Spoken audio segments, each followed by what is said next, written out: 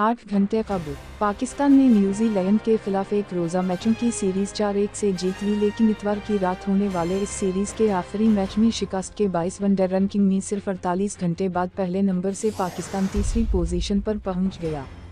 इस मैच में 47 रन से शिकस्त का मार्जिन इससे भी ज़्यादा होता अगर इफ्तिखार अहमद एक बेहतरीन इनिंग्स न खेलता। पाकिस्तान ने 300 रन के हदफ के ताक़ब में इनिंग्स का सस्त रफ्तारी से आगाज़ किया।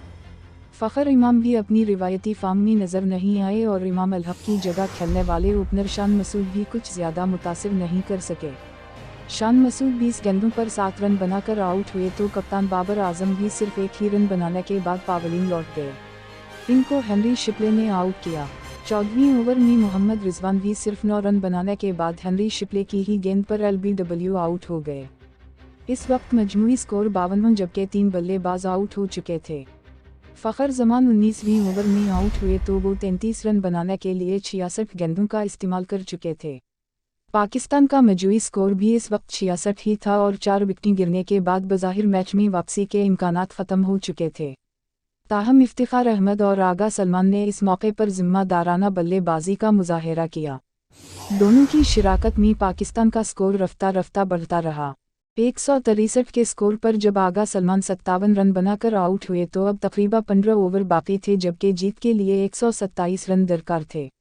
अब तमाम उम्मीदें इफ्तिखार अहमद से ही जुड़ी थीं। ऐसे में शादाब खान 14 और उसामा मीर 20 ने किसी हद तक इफ्तिखार का साथ दिया, लेकिन इन दोनों के आउट हो जाने के बाद मैच का नतीजा वाज़ेह हो चुका था। पिछले मैच के आखिरी ओवर में अपनी बल्लेबाजी का रंग दिखाने वाले शाहीन शाह आफरीदी इस बार सफ़र पर ही आउट हो गए। ताहम इफ्तिखार अहमद ने हिम्मत नहीं हारी। यके बाद दीगर दूसरी जानिब से विकेटें गिरने का सिलसिला जारी रहने के बावजूद इनकी बैटिंग ने ही मैच में दिलचस्पी का अंसर बरकरार रखा। 230 के मजमूई स्कोर पर 9 विकेटें गिर जाने के बाद वाहिद दिलचस्पी सिर्फ इस बात में बाकी थी कि क्या इफ्तिखार अहमद अपनी सेंचुरी कर सकेंगे या नहीं। हारिस रऊफ इस कोशिश में इनका मुकम्मल साथ देने में नाकाम रहे और जब वो रन आउट हुए तो इफ्तिखार अहमद 94 रन पर नॉट आउट थे।